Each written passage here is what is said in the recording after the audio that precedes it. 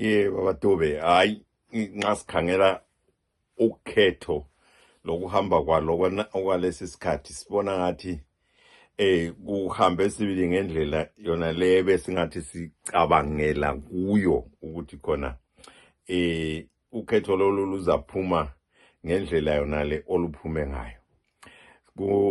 Kuphumelele sibili thina besikhangelela ukuthi uBiden awine, njalo sibona ngathi yikho kanye silokwenzakeleyo ukuthi awine.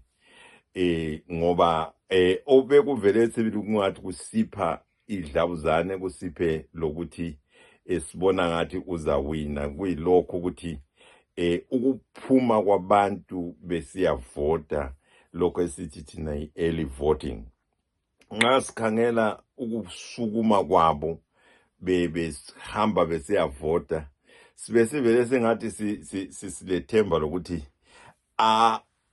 ama-early votes lana azakuba yiwo ama-Democrats, ngoba ama-Democrats andise ukuthi abe yiwo aphangisa ukuyavota andukuba ama-Republicans abesesiba yila abuya ngelanga lonelo elokuvota.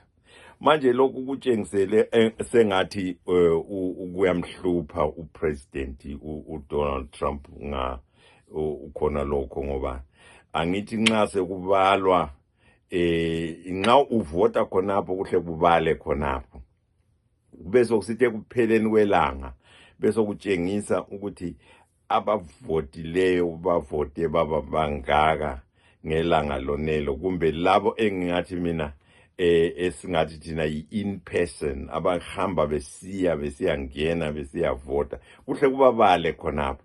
Kodwa ke labo abazabe bethumezile ama-votes abo nge-mail akubabali khonapho, kufanele ukuthi ama-votes akhona ayebalwa. Manje angithi nxa sekuhambe kwangathi kuba ngutshikile obhanqa, so kumele ukuthi kubizwe lana ama-votes athunyeziweyo. Ama-votes lana yiwo esibona ukuthi afuqile, amchaphisa uBiden waya ngaphetsheya waba ngowinileyo, usengu-president elect esekelwa ngumsekeli wakhe uKamala Harris.